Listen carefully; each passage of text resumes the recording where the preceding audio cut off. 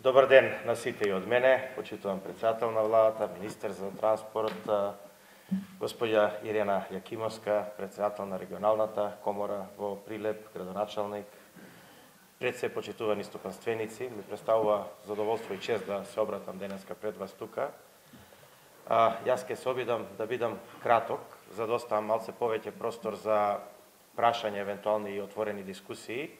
Мислам дека не има доста во јавноста и сето тоа што го зборуваме, мислам дека стига некако до вас преку медиумите, но јас ќе се обидам да го сублимирам пред се концентрирано на прашањата што ги отвори Ирена денеска. Првото прашање кое што беше кажано беше прашањето во делот на работната рака, односно во делот на расположивите кадри во нашата држава кои што треба да бидат ангажирани во стопанството и за жал тука ситуацијата не е добра. Јас ќе ви направам сосема еден краток преглед да видиме ние многу отворено треба да си кажеме каква е состојбата во државата. Често јас зборувам дека во иднина најголем проблем ќе биде тоа, нема да бидат ни проблем ни парите, ни финансиската поддршка, но ова ќе биде реален проблем и треба отворено да го кажеме, бидејќи и структурата на тие невработени не е баш најповолна. Во моментот во државава викаме дека имаме најнизок степен на незапосленост, што е точно 19,4% статистички. Тоа се 180.000 луѓе, но од тоа само 105.000 се активни баратели на работа, бидејќи другите од 105 до 180 практично пописот ќе каже да зошто тие не бараат активно работа, разликата од 75.000 луѓе.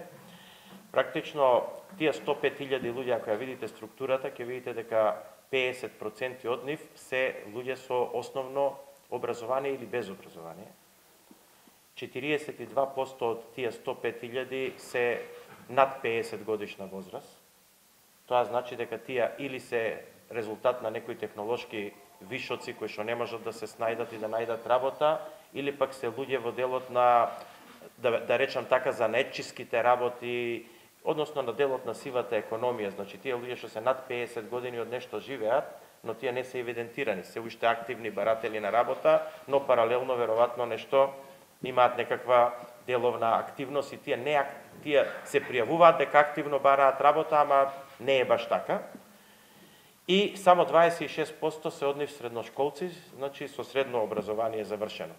Кога ќе земете од друга страна, направена анкета на 3410 компании, ако ги памтам добро бројките, мислам дека добро памтам, со над 7 вработени, тие компании, значи некаде околу 1800 од тие компании рекле дека оваа година им имаат потреба да запослуваат луѓе и тоа дека имаат потреба од 18.365 вработени, точно ги навеле.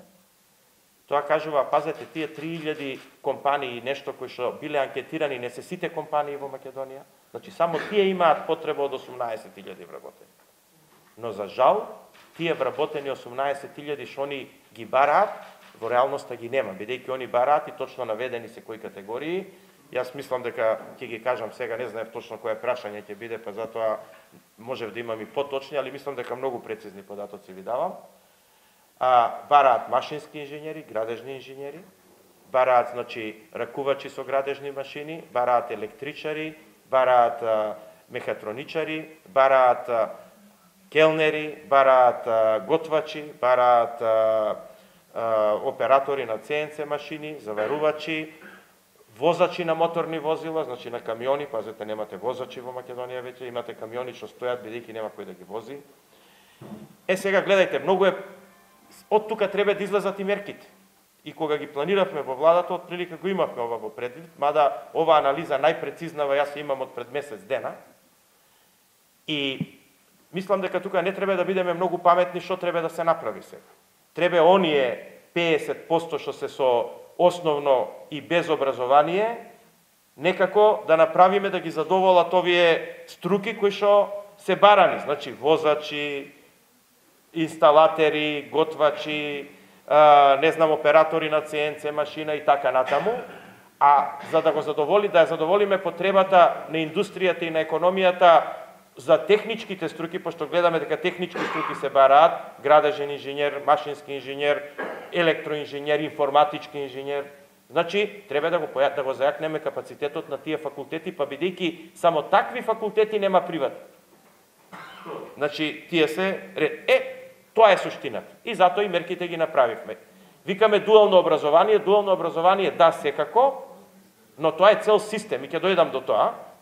Али прво мора да ги искористиме овие активните мерки кои што ги имаме преку Агенцијата за вработување и таму има 20 милиона евра. И таму има сега нови мерки, јас ве охрабрувам да ги користите тие мерки, а тие мерки се да вие ги земете вработените кај вас во фирма и од тоа ќе добиете пари од државата, значи практично платата за 6 месеци ја обезбедуваме ние, а вие преквалификувајте си го кај вас, единствен обврска имате да го запослите да работи после тоа. Значи користете го тоа, значи даваме можност да овие луѓе кои што се неквалификувани поминат некаква обука кај вас во фирмите и да тоа ние како држава го платиме. Тоа е мерката вака наедноставно кажана. Она што е дуално образование, многу често го спомнуваме во последно време. Јас многу време потрошив прво да сватам и научам што е дуално образование и тоа е цел систем. И сега, значи, го работиме во влада, јас ги повикав и министерот за образование и министерката за труд и социјална политика, бидејќи тоа е цел систем. Не можете вие да направите дуално образование ако дозволите 95% од средношколците да отидат на факултет. Нема дуално образование. Тоа е у Германија и у Австрија систем, ама се знае кој може да оди на универзитет, кој не може да оди на универзитет. Се знае дека тој што е добар ученик, тој оди на универзитет, другиот ќе оди во дуално образование, па кога ќе одработи, после може да оди на универзитет. И затоа има таму многу студенти што почињаат на 23, на 24 години, бидејќи тие биле во дуално образование, одработеле уште 3 години и после тоа се запишале и на универзитет. Но суштината е друга. Треба да смениме и законот за труд и социјална политика, односно за работни односи, бидејќи тој ученик од 16 годишна возраст се запослен. Значи, треба и компаниите да разберат, и ние сите компании што сме, треба да разбереме дека и ние треба да дадеме придонес у тоа. Тоа значи дека вие треба да земете одговорност, тоа момче младо или девојка не е битно, да го запослите, па првата година тој оди 4 дена во школа, 1 ден кај вас на работа, па втората година 3 со 2, и обратно последната година 3 со, 2 дена во школа, а 3 дена на работа, тој зима плата, тој е запослен од 16 години. Тој од 16 години, значи, треба да има систем, значи, тоа е практично јавно-приватно партнерство помеѓу државата, која што го обезбедува системот, и компаниите кои што инвестираат во своите идни кадри. Тука не е толку голем проблемот нити со компаниите, тоа лесно ќе се организира, нити со државата, тука е проблемот со родителите. Еве, јас сум родител, сите вие сте родители. Ретко кој родител се одлучува дека детето од 16 години ќе одреди да биде, не знам, автомеханичар или, не знам, оператор на CNC машина. Ние сите живееме уште у светот дека треба сите да бидат инженери, доктори, не знам, менаџери и така натаму. Така да проблемот е малце поширок.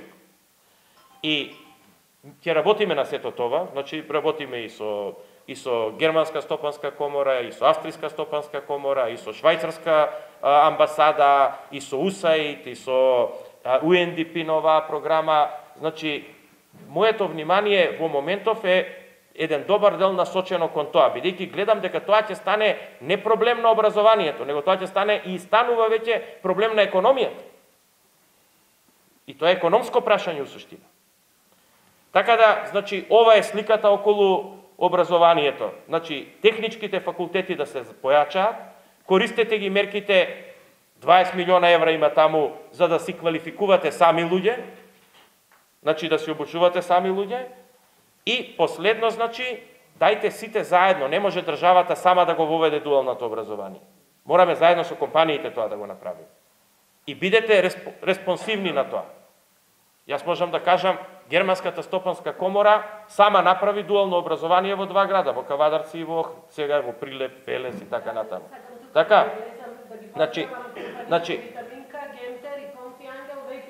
така, тоа е за Прилеп сега. Тоа е од следната година. Значи, не треба постојано само да зборуваме за проблемот, треба да го решаваме, а еве ви можност да се реши. И ги поздравувам трите компании за таа иницијатива. Значи, тоа произлегло и во Германија и во Австрија, произлегло како реална потреба на економијата. Никој не направил вештачки систем заради тоа што така некој го смислил. еве тоа доаѓа и кај нас и станува реална потреба на економијата, дајте да го препишеме тоа што е добро, дајте учествувајте во тоа, а ние како држава ќе направиме се да помогнеме во таа работа. Што се однесува до останатите економски мерки и економски бројки, значи ги знаете сите, ги слушате. Точно најголеми се инвестициите странски директни минатата година, дупло повеќе од последните 8 години, 241% повеќе од просекот од последните 8 години, 624,5 милиона евра се точно.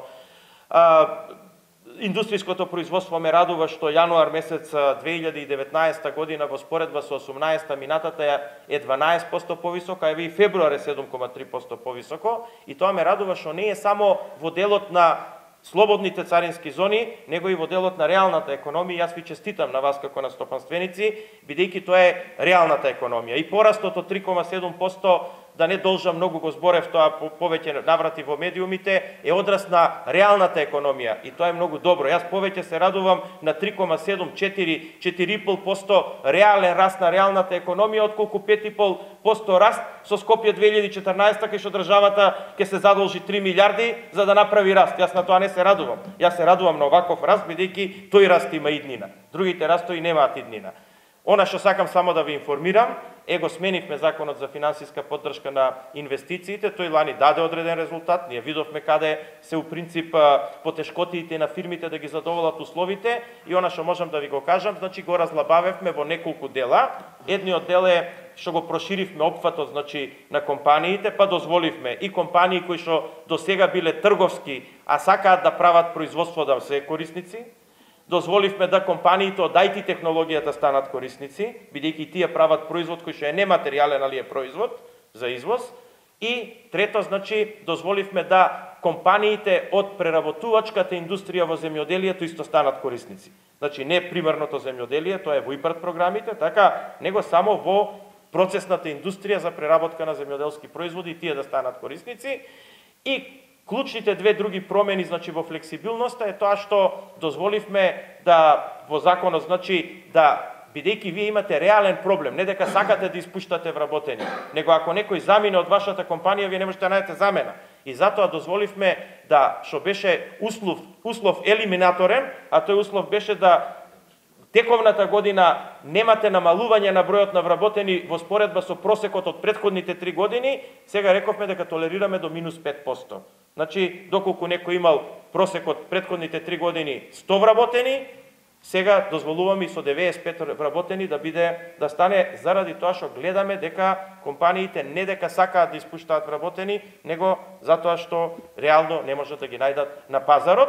И уште една дополнителна работа, малце ги олесливме, значи, процедурите, административната проверка и документите кои што вие треба да ги дадете, го намаливме бројот, бидејќи тоа стана, гледавме да го поедноставиме како механизам за апликација. За гасоводот и за гасот, мислам, не треба да зборуваме, јасно е дека е придобивка, тој сега доаѓа брзо до прилеп, треба да се организира во градот, значи да се направи дистрибутивна мрежа колку што може побрзо, со оглед на тоа дека и Битолскиот регион е тука. Сакам само да кажам дека некаде над 25 милиона евра ќе дојдат конечно, обезбеди елем средства, да конечно се направат, значи, филтрите електростатски во рек Битола. Тој тендер ќе се објави деновиве и ќе го обзнаниме, мислам, следната недела, и мислам дека ќе направиме многу за екологијата во тој дел, што е сериозно прашање, мислам, екологијата е секогаш сериозно прашање, се работи за животот и здравјето на луѓето, така да, значи, практично ќе се реши и тој проблем. Можам да зборувам веројатно уште долго, но тука ќе прекинам да оставам простор за ваши прашања. Единствено сакам само да ви кажам дека како никогаш досега, значи 47% успоредба со лани повеќе, а и лани беше најмногу досега, буџетот има детерминирано средства за економијата, за поддршка, за развој, за вработувања, за планови активни. Користете ги тие средства. Користете ги. Мислам дека минатата година можевте повеќе да ги искористите. Користете ги. Владата ќе ви биде само пријател во тој дел. Владата нема да ви биде никогаш непријател или да гледа, значи, да некако ги скрати тие средства. Напротив, секогаш гледаме како да се повеќе и како повеќе да дадеме, а не помалку. Ви благодарам за внимание.